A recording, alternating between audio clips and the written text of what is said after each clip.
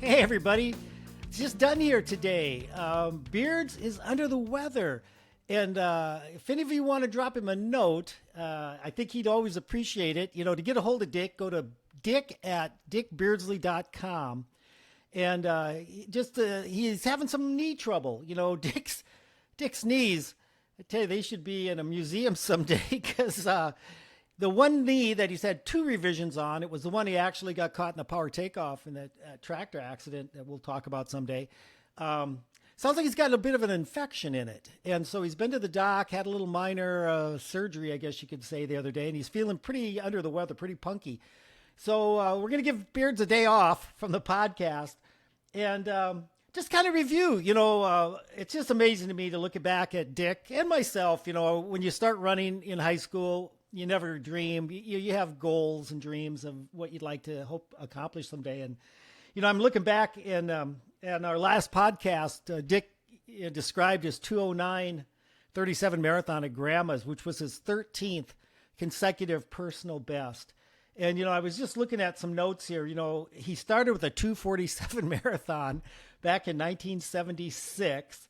And then in 1981, he's running a 2:09, so 5 years later.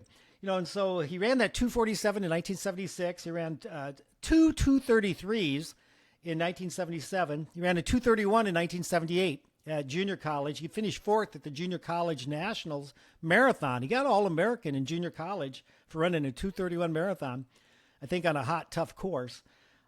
He then came to SDSU in 78 and didn't run his next marathon until 79 when he went up to Winnipeg and ran that 2:21:54 to qualify for the Olympic trials by 2 seconds. He then went out to Eugene later in 79 and ran a 2:20 to kind of back up his 2:21. Went to the Olympic trials in 1980, just kind of finish up his running career and start a family and his life. And runs 2:16, finishes 16th in the nation at the Olympic trials. And like he said, he crossed the finish line and found his first wife, Mary, and said, "I am not done yet." He knew there was still so much more in the tank. And went on to run 2:15 later that same year in 1980. Then the fall of 80, went out to New York and ran his 2:13 to finish 9th. 2:12 in early 81 at Houston, where I was at with him and ran my personal best then of 2:19. Dick went on to run 2:12 then in Beppu 3 weeks after Houston, 2:11 at London then, that spring of 81, and then 2:09 at Grandma's.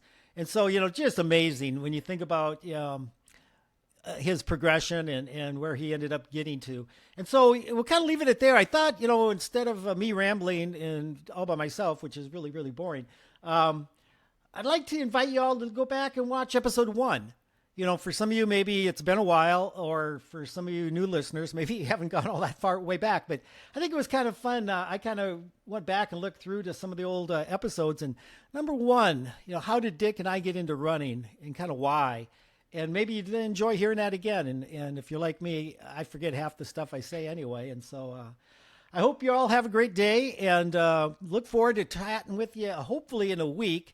You know, Dick has phenomenal recovery abilities. And so I know he'd appreciate hearing a kind word or, an attaboy or whatever. And so if you get a chance, dick@dickbeardsley.com is his good way to email him.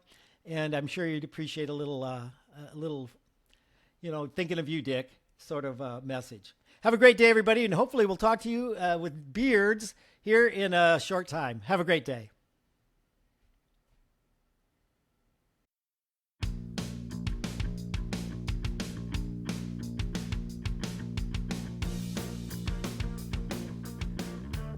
Hey, everybody. Welcome to the very first episode of On the Run with Beards and Dunn. I can't tell you how excited Dick and I are to actually finally get to do this. And, you know, we've spent hours today memorizing our podcast, all of our lines, everything we're going to say. And if you believe that, you don't know Dick or I very well at all. And so, yeah, we met for about a minute before we started recording and said, "What do you want to talk about?" And he said, "I don't care." Actually, we did put a little more thought into it than that. You know, Dick and I have had a really great relationship for so many years. And I thought, you know, as a way of kind of building our foundation and getting to all of that, and hopefully you guys will be, you know, kind of inspired and by our story. But what led up to before Dick and I ever got to meet? And I know the common theme that brought Dick and I together is running, and we just loved it. I had a passion for it, and I know Dick's passion is still going strong to this day. And so I've had some questions I've always wanted to ask Dick about his early days. And so I thought we'd start there, kind of laying the foundation is how did Dick and then myself, how did we even get into running? So Beards, question number one I'd like to ask you, why did you ever start running? Well, Don, that's a great question. And I get that question a lot.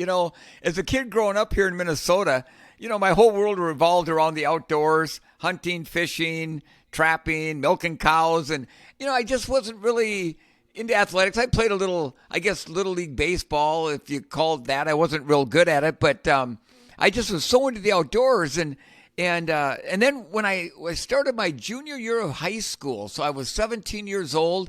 It was 1973, and I walked through my high school doors that morning, and it was like suddenly my hormones had changed, and girls, for the first time in my life, started looking better than like a dead raccoon laying alongside the road.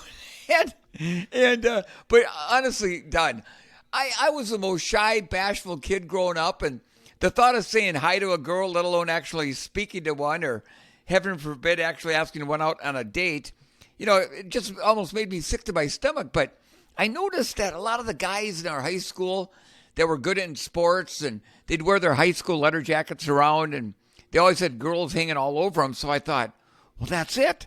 All I got to do is earn myself a letter jacket, and the chicks will come to me. So, many Minnesota, South Dakota kids, their first thought is you want to be a high school football player. So I thought, I'm going out for the football team. Well, and I was 6 foot tall, weighed about 135 pounds.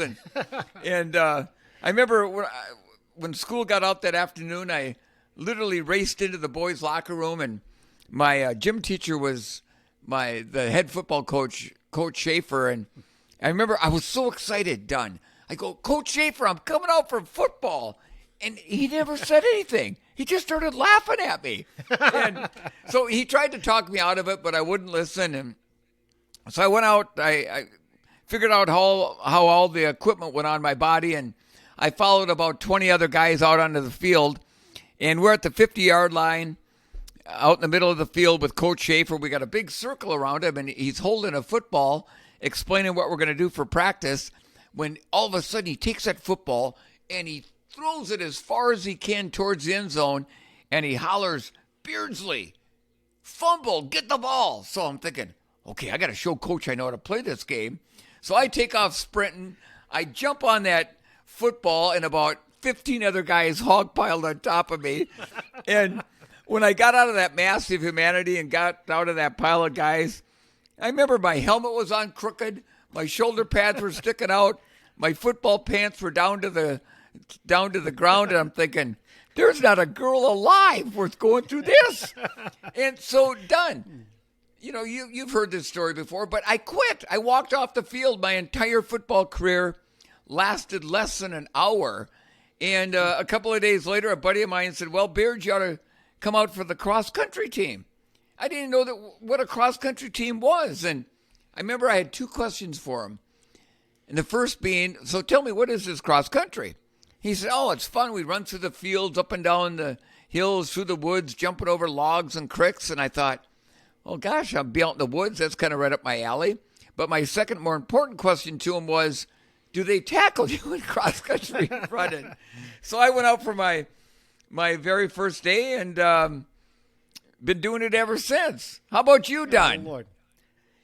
Well, Beards, my story's kind of similar. I was a farm kid and went to a country school, a one-room country school. And then we got bused to Lenox High School in South Dakota. And I went from a class of one. I was a valedictorian of my seventh grade year, top of my class. Of course, I was the only one in seventh grade. Yeah, so the whole school had 13 kids in it. And I went to a class of like 130 kids. And so I didn't know anything about sports, and you're kind of thrown into the mix with all these kids. You just want to fit in and not get picked on and stuff. And I had one guy that was a really good friend of mine. His name's Chuck Jepson. And if you ever hear this, I'll always remember this.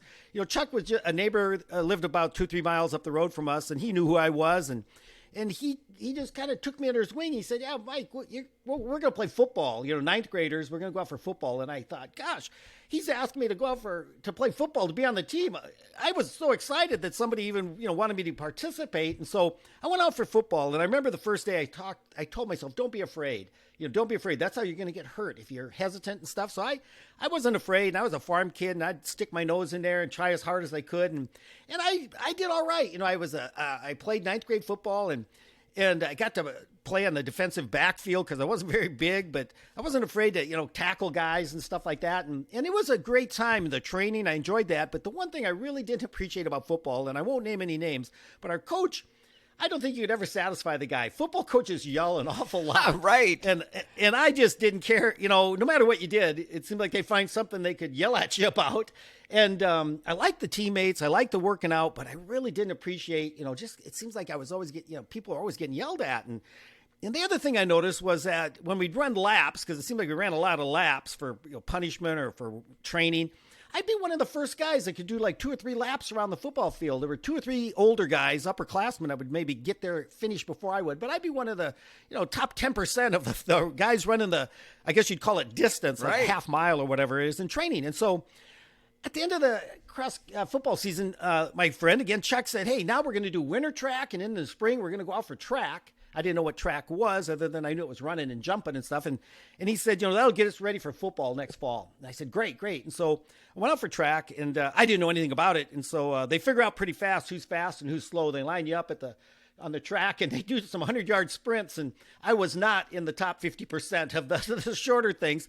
But again, I could do distance a little better, run a mile or so. I'd be one of the first ones back. And so I remember my first race was a mile. And I did the mile, and I didn't come close to getting first. I remember my time was 5 minutes and 26 seconds. Mike, that's good. Your first mile ever. I didn't know, but I know I wasn't last. There were quite a few guys ahead of me, but I knew there was a couple guys behind me. And so I felt good that I wasn't the last guy in, even though there's nothing wrong with that. But what I really remember is my coach, and his name is Gene Borman, and Coach Borman's still doing well. And he came up to me, and I was bent over trying to not pass out because I was trying to breathe. I would have breathed through my ears. I was so winded. And he put his hand on the small of my back, and he bent over, and he had the stopwatch in his hand. I couldn't even read it. My eyes were blurry. And he goes, wow, 5:26 for a freshman. He said, that's not bad. He goes, you've got potential. And he was so calm and positive. You might as well told me I just won the lottery, right, because it really did leave an impression on me that it was such a positive experience. I didn't mind the work ethic part of running, and it was a lot of work, but I really appreciated that he appreciated my effort. And the next week he said, who wants to run a mile? And my hand shot up in the air, and I was a miler from that point on. And I remember I got down to 5:11 my freshman year. And so I really enjoyed track. It was a lot of work. And I told Coach Borman, I said at the end of track, I said, Coach Borman, I think I'll go out for cross country, because I did know about cross country, and they ran like 2.2 miles. And I kind of enjoyed running. And he goes, Mike, you're a pretty good football player. He goes, I always wanted to play football, but he said, I couldn't. I wasn't big enough. And he goes, it's totally up to you, but he goes, you can do whatever you like. And so, he wasn't really saying, I'd love to have you. Come on. We're so excited. He was kind of saying, it's really your decision. I think you can play football and be successful at that, or you can try cross country. And I'm just glad I took the road of cross country, because I'm not sure I would have had much of a football career if I would have stayed in that sport. And so that's really, I think when I think about it, what got me into running was really that friend of mine, Chuck, who invited me out to go out for football, that got, kind of broke the ice and made me part of a team. And, I think as young people, that's what we're always looking for is that level of acceptance, to fit in, not to be the loner, that weird guy that doesn't do anything. I got to be the weird guy that ran all the time, but that was okay. People seemed to kind of appreciate that I was out there doing something, trying to be constructive. But that's how I got started, was football, kind of a failed football career. And then just kind of the positive encouragement that runners give each other. A lot of my teammates on the track team after that first mile came up and said, nice job. You didn't get last, and things like that. And I thought, wow, this is kind of cool. And so, Dick, do you remember your first race, official race? I really don't, because I was on the luckily we had a JV team, when I first got out there, because otherwise I wouldn't have been able to run any meets. So I don't really remember any of those first few meets. I remember more when I became a senior and my second year of cross country, when I kind of got a little bit better, and I was. Now, hang on a second. You never ran varsity as a junior? I for some reason, I must have not a lot of real good memories from back then, because I can't remember exactly. Girl memories. I think I might have made the varsity for a meet or two at the end of the season. So did you letter as a junior? Did you get a letter? I don't think I did. And so, but Mikey, here's what I do remember. I remember when the season got over with, and I didn't run another step until, and I didn't go out for track the next spring or anything, because that's open and fishing season here in Minnesota, and but I had already set a goal for myself once our season ended in the fall of 1973, and that was this. It was when school got out for summer vacation at the end of May. My goal was to run every single day. And I did. I ran every single day that summer. I didn't run real long, real far, very fast or anything like that. But I came back for my senior year of high school, my second year of cross country. And I guess we didn't talk about this earlier, but my first run of my cross country career was the first day I went out for practice. And it was I thought, around the block run, which turned into 3.2 miles. And I had to walk the last mile. By the time I got back to the school, all my coach and my teammates had already showered and gone home. But oh my Lord. I know. But you know what? A lot of people might be disheartened by that, but I wasn't. I thought, I don't know how just far I ran and walked, but I made it. I mean, it's the furthest I'd ever gone in my life. But again, I wasn't very good at it. But then, so I ran every day that following summer. And I came back for my second year of cross country, and it was exactly the 1 year to the day that we did that, what I called the round the block run, which was 3.2 miles long.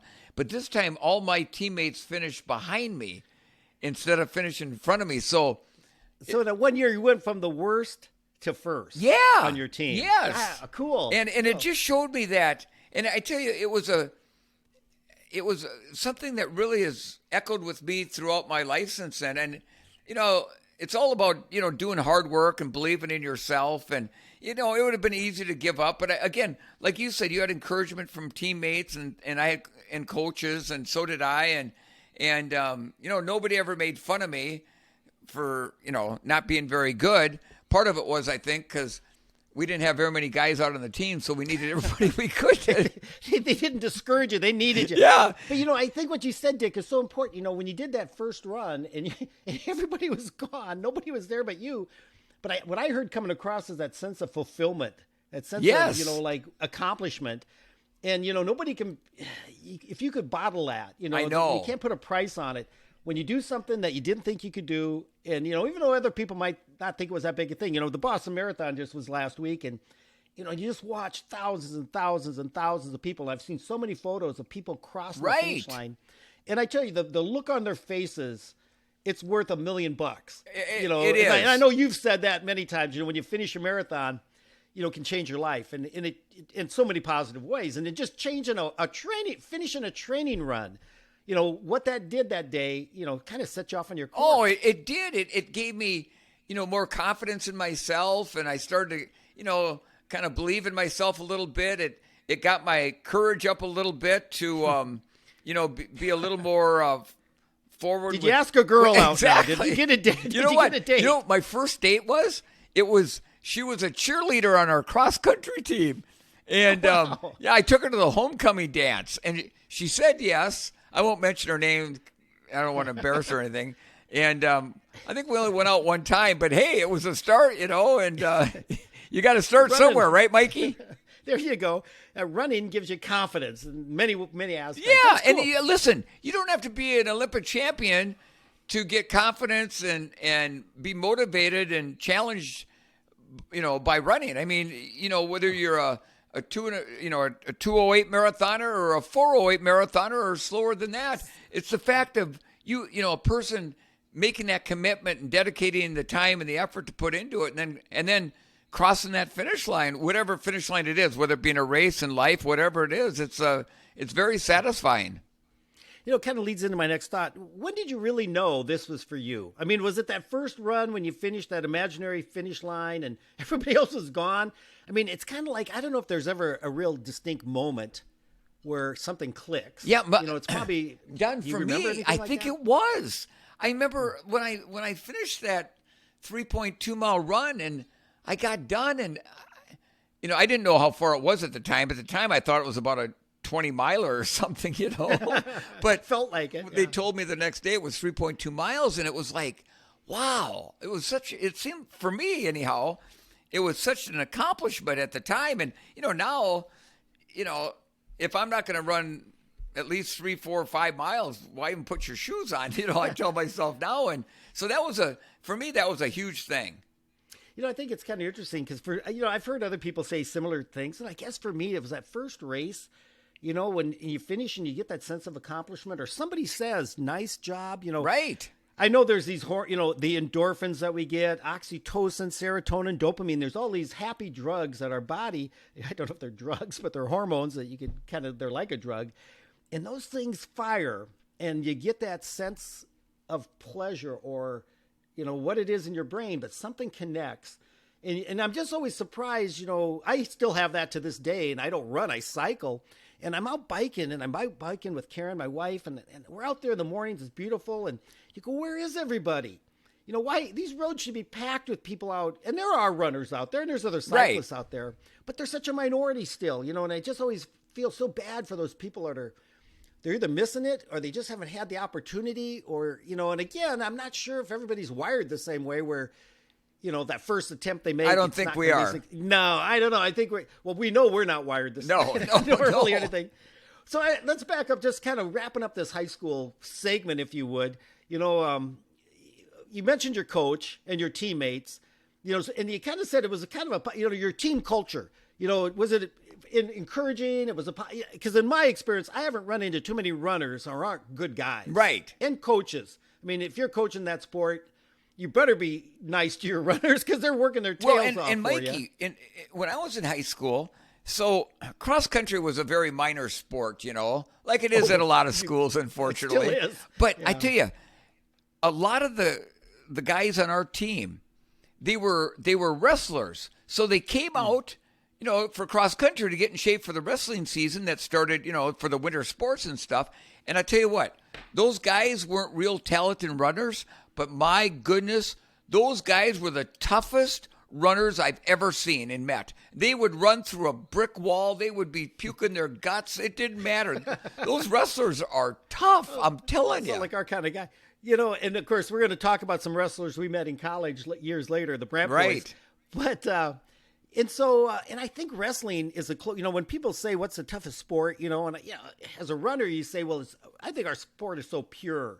All you need is you don't even need a decent pair of shoes. A lot of guys, I remember the Flandre Indian guys would run barefoot. Mikey, and the nice thing about running is, wrestling's a great sport, but you got to have a partner to wrestle with. You're not going to wrestle against yourself unless you throw yourself up against the wall or something. Well, I was going to say, I think running, it's pure, but what's wrestling? I mean, you get down, it's you against one other dude. Right. It's your skill, it's your strength, it's your speed and stamina too. Oh, you're talking, pure. It's a pure sport. There's no team. The tactics are pretty much you do what you got to do. Right. And running's pretty much the same way. But in high school, so your senior year, you came back. You're number one. Is there some memory of high school? I guess let's just say, what was your do you have a highlight, a high school memory? I do. I know. Okay, what was it? So Mikey, and it's not a real good memory. I mean, it's not one that of winning a championship or anything like that, because I never made it to the state meet in Minnesota in cross country or track. But I'll never forget my goal when I was a senior was to try to win every race, and that I won a couple times, but I so wanted to break 16 minutes. Now, back then, we ran 3 miles, not 5 kilometers. And I'll never forget this. It's getting towards the end of the season, and we're on a real flat course, and I'm winning the race. And my godfather, rest his soul, Joe Ross, who was a big inspiration in my running and keeping me going and stuff like that, with about a quarter mile to go, he goes, Dick, you're gonna break 16 minutes. And I'm tying up and stuff, and I come across the finish line, and I hear my time, 16:01, and Mikey, you've known me for, it's getting close to 50 years now.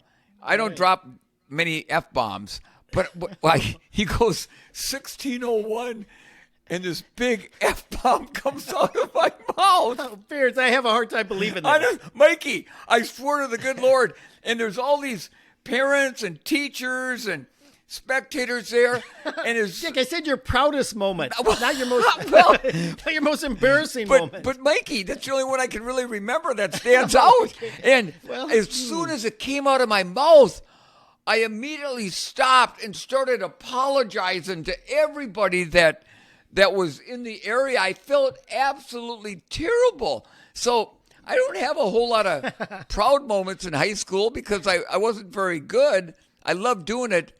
But that's the one that race that day stands out more than any other race I ever did in high school. So, as far as like a dream, a fantasy, a goal was always I know what it was. Winning a race, breaking 16 minutes. Anything else come to mind? Yeah, my goal, Mike, was to make the state meet. And, that never happened. And it wasn't without trying. I mean, I gave it my very, very best, but our team never qualified, so I would have had to qualify as an individual, and I wasn't able to do that. But Mikey, let me ask you your proudest moment. Yeah. I'm not going to say what it is, but I'm almost certain I know what it is. And I think you and I have talked about this before. I ran as a sophomore. I went to a running camp at South Dakota State between my freshman and sophomore year. So I finished track. I really ran the mile. I ran 5:11 and I saw in the paper they were having a distance running camp. In 1972, Jay Dirksen, the coach of South Dakota State University, was hosting a high school running camp. And I remember it was a week long and it cost $90. And that was room and board and coaching. Wow. Now, $90 felt like $900 to me. And I saw that and something clicked. And I thought, man, if I want to be a runner and I want to do well, I need to learn, my coach, Gene Borman, was wonderful.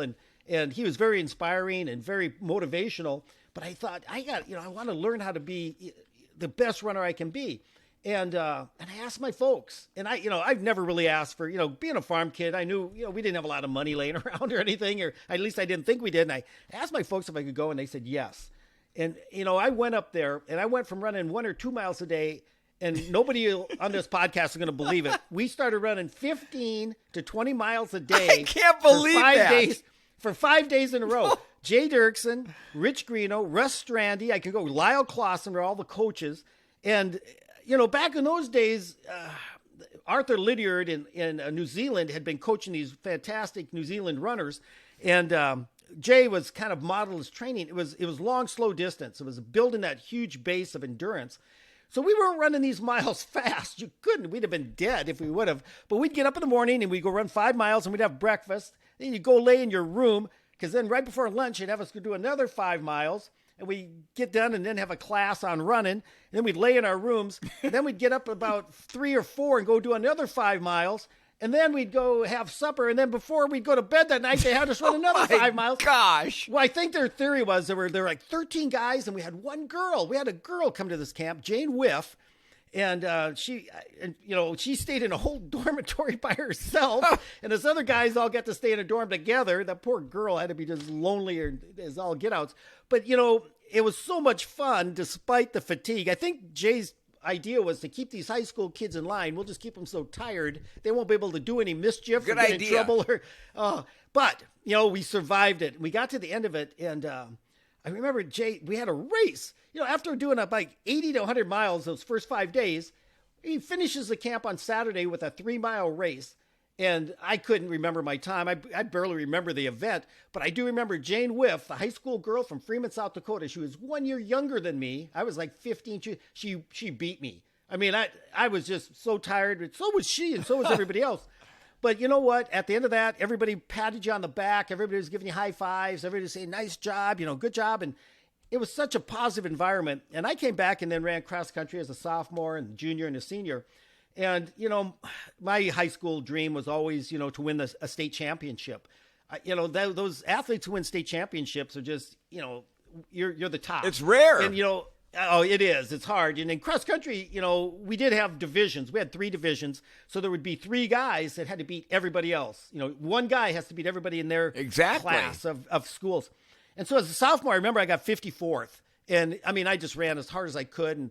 And I finished 54th, and I was the second guy on our team. And I thought, wow, hopefully a whole bunch of these guys ahead of me are going to graduate next year, and so maybe I can move up a little bit. And my junior year, I went back, did the camp again. I just loved going to that running camp because it was such a good positive one. environment. Oh, it was so good. So I ran that, had a good season, won a few cross country races. And I went to the state meet, and I thought I'd be in the top 10. You kind of know what kind of shape you're in. You know what the competition's like. I had a bad race. I don't know. I don't remember, much of it. I finished 20th, and there's nothing to be ashamed about that. I just remember the top 15 got medals. Oh. I didn't even finish in the top 15, and I was really disappointed, and I won't say devastated because it's just a race, it's Right. not the end of the world. But, when you have goals and you fall short, it is kind of it's a blow. Well, you have 2 choices. Either, just bow your head and give up and say, well, I guess this isn't really going to be happening. Or you double your efforts, and say, I got to do something to change this. And went back to the running camp before my senior year. And I'll never forget, I was out running with Russ Strandy at this running camp. And we were talking about the upcoming cross country season. And there was a couple of good runners that were juniors like I was. Dwight Guimar out of Scotland was one of them. There was a kid out of Redfield. John Lindbergh was a good runner. And I said, yeah, man, those guys are going to be back. They're going to be tough. And I remember I said to him, and I don't think I was fishing for a compliment or, I said, geez, Russ, what do you think? Who do you think is going to be the top, Class A runner? And he goes, he looked me right in the eye. He goes, Mike, I think you are. Wow. And I tell you, I get chills. It chokes me up to That this gave day. me chills.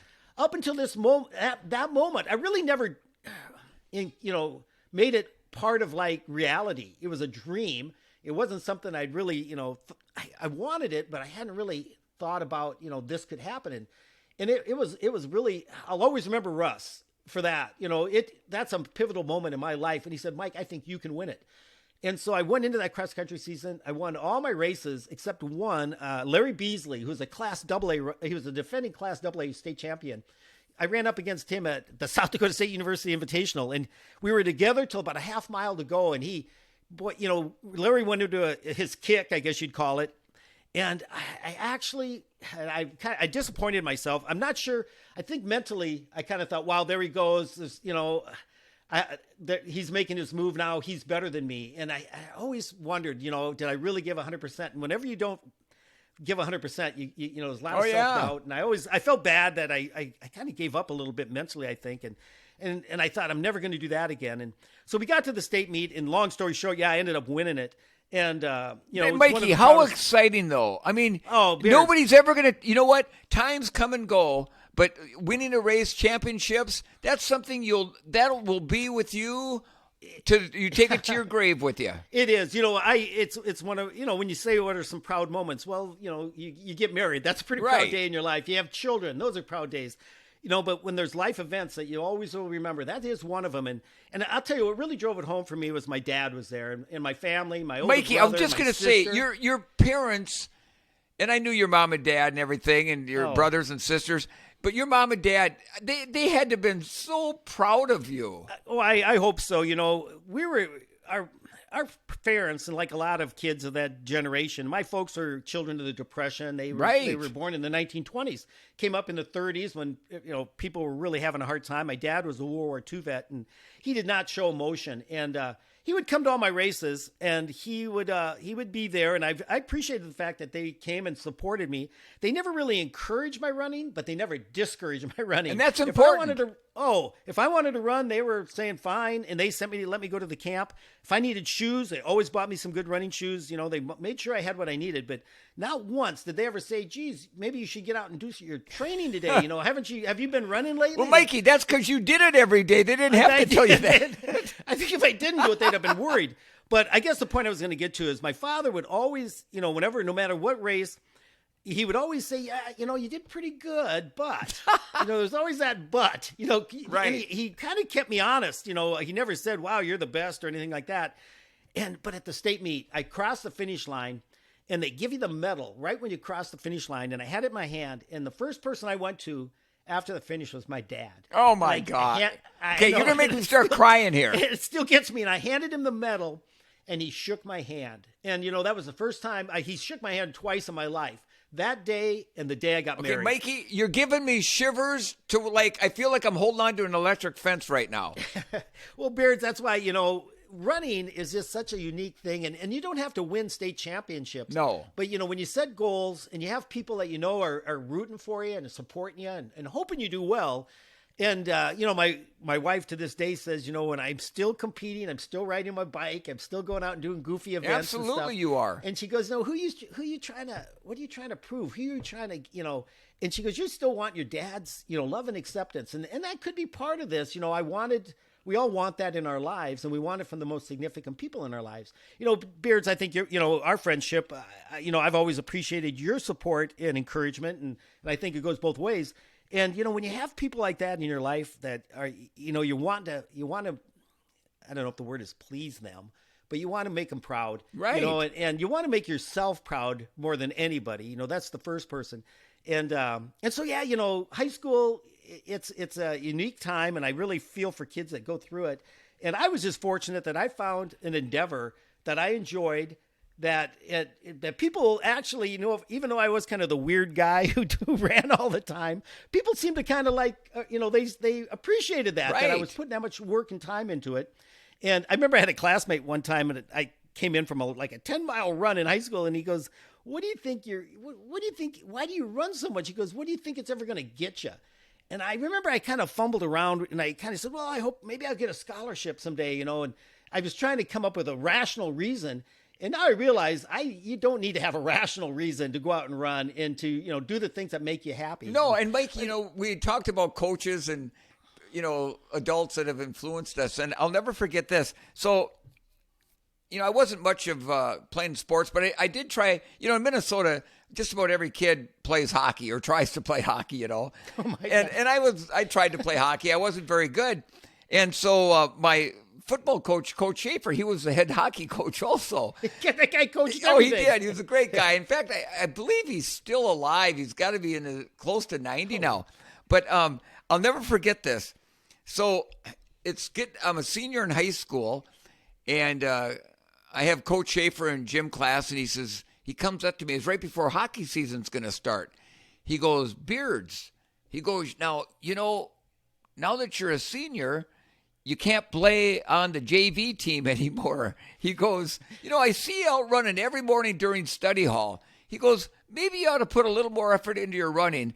Mikey, I haven't had a pair of skates on since. It was some of the best advice I'd ever gotten in my life. I was going to say, Dick, you look like a hockey stick. Yeah, to right. me more than a hockey player. But, going back to, did you have any heroes, running heroes? Or I know in Minnesota, there had to be some sports. They've had some fantastic athletes, Fran Tarkenton and people like that.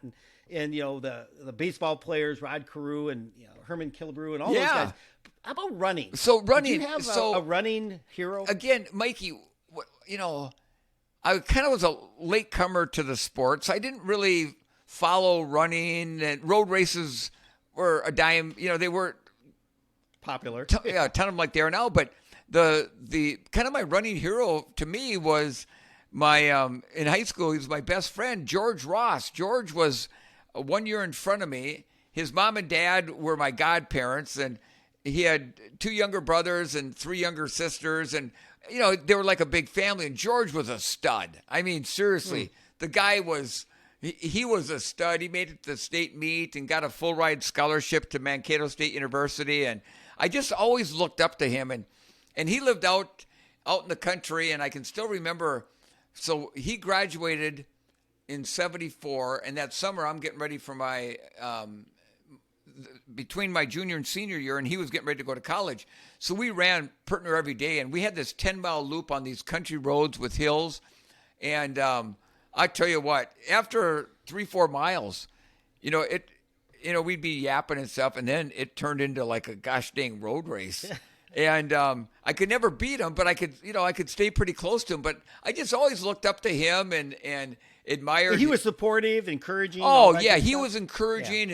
And of course his mom and dad really were inspirational or inspired me to keep running and whatnot. So yeah, that's probably my high school running hero was my teammate who was a year ahead of me, George Ross. That's so cool. How about you, Mike? Well, let's think about this. 1970 to 1975. Oh, what American? Prefontaine's got to be. Steve Prefontaine. Pre was a rebel without a cause. He was the James Dean of running, and the guy was he wasn't your atypical. He was your atypical runner. He wasn't a typical runner. The guy, was aggressive. He was strong. He was a front runner. He wasn't afraid of anyone. The typical runner is kind of an introvert who kind of goes off by himself. And in a race, yeah, you run as fast as you can. But if somebody, elbows you in the ribs or something, you kind of say, excuse me, I'm sorry I got in your leg or something. We're kind of non-confrontational people, okay? Not him. Not him. He was the opposite of that. And I almost said kick butt in a different way. Or he would try to stir it up. He would. In the 72 Munich Olympics, that first year at the running camp, the Munich Olympics were on. Wow. And so we were watching that live on TV, and Lassie Viren winning the 5 and the 10K. And, of course, Prefontaine was in the 5K. And he ended up fourth. And, man, from that point on, though, but the guy ran himself into the ground. And that race he ran in 72 was one of the gutsiest performances I've ever seen any athlete do. I mean, he went for it. And he did. He went for it, and he just came up a little bit short from winning a medal. But, boy, you got to give him kudos for doing what he did. A lot of people forget he was 21 years old at that time, and so he was still coming into his own. And a lot of people wonder, and, the saddest day, one of the saddest days of my life, I never met Steve Prefontaine, but he was a hero. We all kind of emulated him. We all kind of wanted to be like Pre. Right. And I remember coming in from a run. It was in the spring of 75, so I just was finishing my track season that year. And if I remember the date right, I think it was May 25th, 1975. It was the day I graduated from high school. Yeah, there was a track meet in Eugene, and Pre ran the 5K, and Frank Shorter was there, and they finished first and second. And we didn't have the internet. We didn't know any of these results till like a month later when Track and Field News would come out or something. But it made the national news that night when Steve Prefontaine was killed in a car accident. And I didn't know about it that night. We didn't hear about it. It probably got on the Associated Press the next day. And I remember coming in, I'd been out doing chores or something, and my dad was in the house, and my dad, I knew something was up, and he goes, "Hey, Mike," he said, "that famous runner." And I said, and then when he said that, I said, "Prefontaine." He goes, "Yeah," he said, he died last night in a car wreck. And Dick, I kid you not, I sat down on the couch. I had to just sit. Wow. I don't know why. It kind of hit me because it was like unreal. It's like at first I wanted to say no way.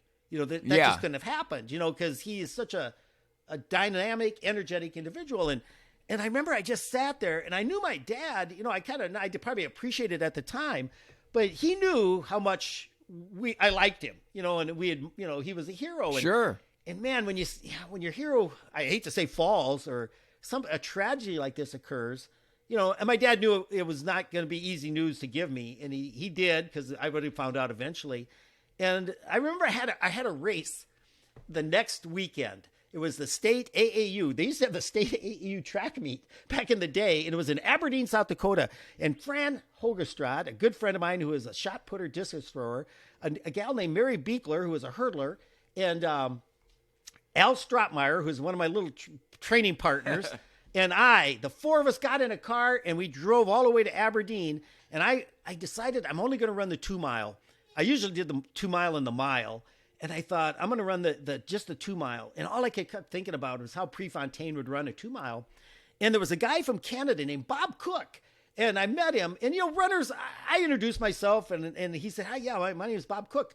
And I said, he goes, "I've never run 2 miles before. We run 3,000 meters in Canada." They ran metric. Sure. He goes, "It's a little different for me." And as you know, 2 miles is like 200 meters longer than 3,000 meters. So, it's not a lot of difference. And I kind of thought, man, this guy sounds like he's pretty good. And so we took off, and I don't remember, we went through the first mile in like 4:45 or something. But I remember with a half mile to go, I made the decision, I'm going to make the pre-move, and it's to go with 2 laps to go. I'm not going to wait. And that's a long way to go. It is. And I'm getting emotional thinking about it, because when you make the commitment, you're going to go. It's from that point, you're going to go as hard as you can to the finish. And I thought, well, pre would do nothing less. Right. And I ended up, I remember my time was like 9:37, which was my Dang. best 2 mile ever up to that time. And I won the race. And, I just felt really good about, Pre would have been proud. He was looking down and clapping his hands, Mikey. I hope so. But, at that time, that was important to me. And I thought, and I could have stayed around, and we could have ran the mile later that night or something. And I thought, nope, I did it. I ran my 2 mile as hard as I could. You did. You did it in honor of Pre. I did. And so we're just going to let it go at that. That's cool. Dick, I think we're going to get a little long here. I know it. And this has been awesome, bud. Oh, I know. This never happens. Lucky that the cell phones now don't charge you long distance rates, or we'd be busted by now whenever we get to start yapping with each other. I think, this has kind of been good. We've kind of laid a little foundation about high school, and then kind of leading up to, now post high school. I know I was dreaming of going to South Dakota State University. Because I'd gone to that running camp, and Jay Dirksen, I remember after the state meet, wrote me a nice letter and stuff like that. And so I don't think there was a lot of doubt where I wanted to go. And I know then I'm curious, and maybe we'll save this for our next podcast. What got you to run in college then? And I don't know if you want to give us a little taste of that. Well, let's just say this, Mike. I had no intentions of running beyond high school. I really didn't. I loved running, but I knew I wasn't good enough to probably compete. And so where I went to school, I was fortunate. We'll talk about it maybe next podcast. But they just happened to have a cross-country running program and a track team and track running program, and happened to have one of the greatest coaches I've ever had coach me. And we'll leave it at that for right now. Well, let me just kind of wrap this up though. So you're telling me Dick Beardsley, Mr. 208 marathoner, finished high school and really had no aspirations of running beyond that, and you just happened to go to a school that just happened to have a cross-country program, and you thought, well, everything kind of fell into place. I guess I could keep doing it. That's exactly right, Mike. Oh, my gosh. All right. All right. It's a good story. Well, it is, and I hope you guys will come back and listen to the next episode. And this has been fun for me. I don't know about for Dick, but of course. Anybody out there, our goal is, with all of this is, if you leave tonight feeling a little inspired, motivated, hopefully a little bit entertained, we've succeeded. I know I'm feeling inspired, motivated, entertained by Dick. I always am. And so I hope you guys are too. So we'll see everybody next time. And thanks, Mikey. You're an inspiration to me. You've been one of my best friends for almost 50 years, and I'm having a ball doing this. Let's go another 50, bud. All right, pal. All right. Talk to you later, bud. Bye-bye. Bye.